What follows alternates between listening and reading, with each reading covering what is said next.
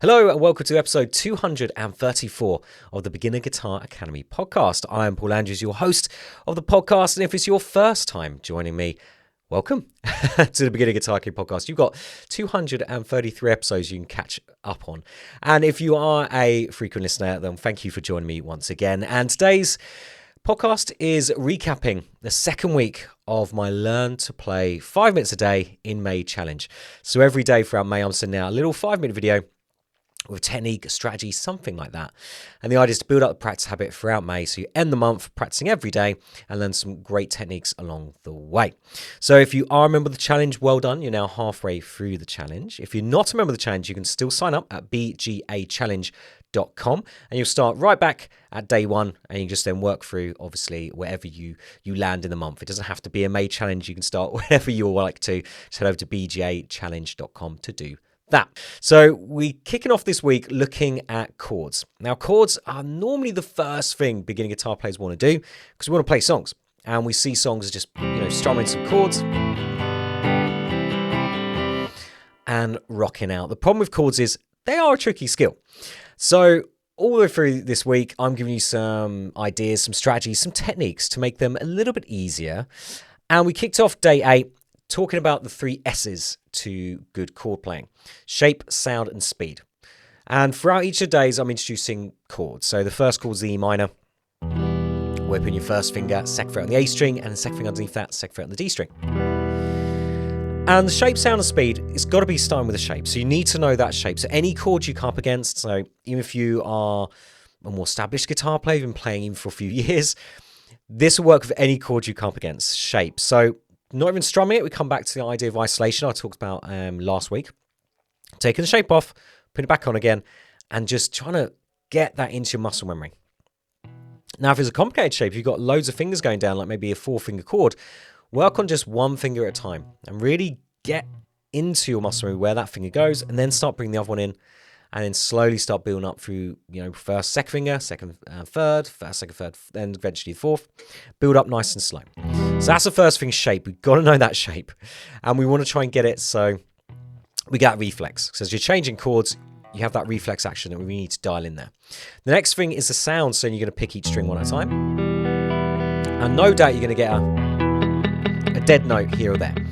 So then keep playing that string and then try and adjust your fingers. So coming back to good fretting technique, we had the flat thumb around the back, fingertip down, and fret. So we're close to that strip of metal, the fret wire. Now, the thing that's going to catch you out here is the arching of the fingers. What will probably happen is you won't arch your fingers enough, so you touch the string below it. So we've got to make sure we're using that tip. That's where the thumb can come down there around the back of the neck. The wrist is coming through the front more.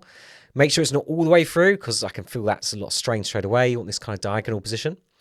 And then pick through, and then just try and adjust to get that good sound. Once you've got a good sound, you won't last long. You're going to lose that good sound, so you've got to do this over and over again. So adjusting, I've got a good sound, fingers off, fingers back on again. Oh, it's gone again, okay, adjust. And eventually you won't have to adjust so much, and your fingers default to the correct shape. You've got to just basically go over and over and over it to really drill that shape in. And the final S is speed, and that's where we start introducing other chords and moving to them. And in day 9, we introduced the A minor chord. And we looked at a great way of getting a fast change using what we call pivot fingers. Now, if you don't know A minor, there's first finger on the B string fret 1, there's second finger on the D2, and third finger on the G2. And the great thing about going from E minor to A minor, you keep your second finger still, and that's our pivot finger. Or common tone, it's a note that's common to both chords. And you just move around that finger. If you find chords that have this little shortcut, this pivot finger, it makes it so much quicker, because as we go from A minor to E minor, if we can keep down second finger, 50% of the chord is already there. Now, that's not easy though. When you take off a finger, all the other fingers like to go with it. So to keep one finger down and take off the other two, if you're going from the A minor to the E minor, that can be quite tough. So this will take quite a few repetitions. So be patient with this. It will take some time to develop, but it's going to make it so much quicker when it does. Also, the note is staying down, so the note rings out. So you can hear it there as I move to the E minor, the note's still sounding, so it creates that really smooth transition. So that was a big thing in day 9, pivot fingers. So that's going to really help us change chords. In day 10, we then brought in the C chord, which is another one we can use for pivot fingers. So let's go from the E minor to the A minor. Then as we go to C, we only have to move the third finger. Third finger is on the A3. So this is a great one to practice pivoting. Just those 3 chords, C, A minor, E minor.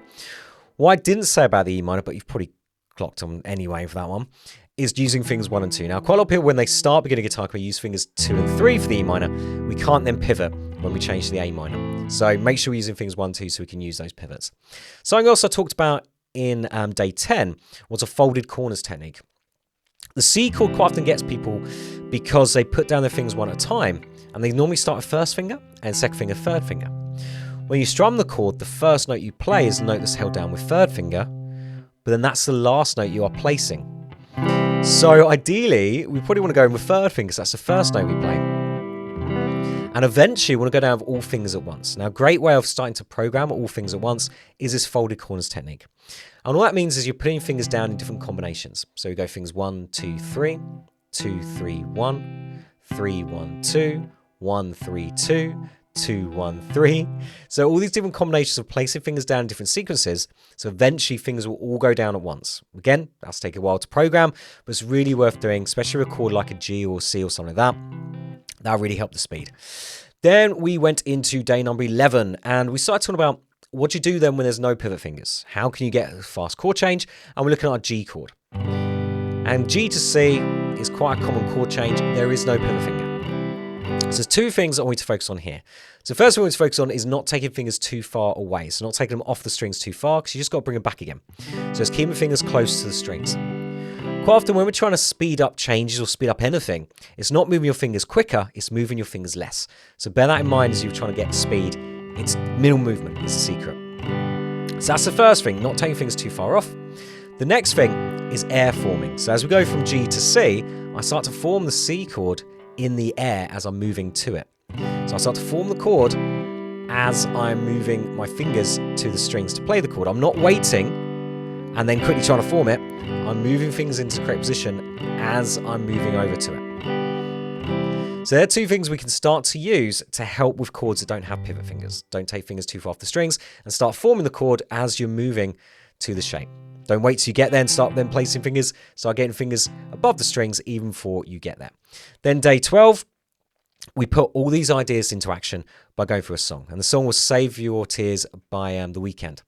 Now the chord progression is C, A minor, E minor, G. So you can see, great one for pivot fingers. We've got the C to the A minor, just moving third finger down. Got the A minor to E minor, just keep that second finger down, moving first finger above it. E minor to G, keep your first finger down. And then we have the G to C change, where you can work on air forming and trying to keep those fingers close to the strings. So it's a really good little song, Save Your Tears, for that. And spoiler alert, we come back to that in week 3 as well when we start bringing in strumming too. So it's a song that does come back. Then day number 13, we looked at what order to learn chords in. So this trips up a lot of people because they tend to learn the chords in the wrong order. And the wrong order means they learn the hard chords too early. So they haven't built up the strength in their fingers, the accuracy, the coordination. So then they really struggle with it. Prime example would be something like power chords or bar chords. They're quite intermediate chords, so we need to have the strength to be able to do them. So I go through the order that I teach in beginning guitar and the order I'd suggest to go through it. So going through the 4 chords we do in the challenge, so E minor, A minor, C, and G. Then the 5th chord we do in level 1 at beginning guitar is the D chord. Then we got the last 3 chords, so the E, the A, and the D minor. That then gives us the basic 8 chords. Now they're really important to learn the basic 8 open chords because you're going to hear them in so many songs. Then open power chords will be next. Dominant 7 chords, kind of bluesy chords. Major 7 chords, which are more your jazzy. Same as minor 7 chords, a bit more jazzy as well. Then 4-finger chords. Then half bar chords. So we're starting to hold down more than one string at a time.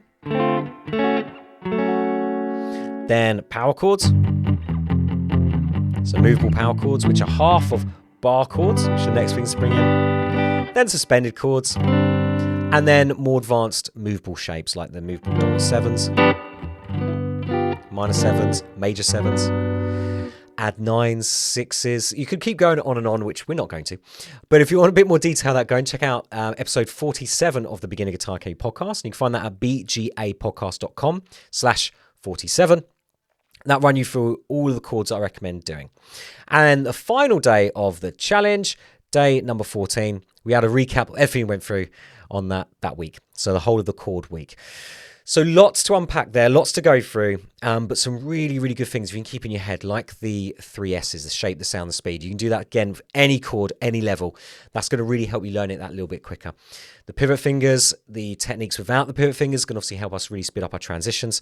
And then the order of the chords is going to help us stay structured and actually learn it in the correct way, so we don't get confused, we don't get demotivated and kind of give up because we're trying to do bar chords in like the second week of playing guitar, which I have seen people do because obviously they've seen it on YouTube and thought, oh yeah, that's the next thing to obviously learn. It is not the next thing to learn. We don't do that in beginner guitar academy until level 3. So someone's been playing probably a year and a half before we start doing bar chords. So don't rush them. They'll come. Their time will come.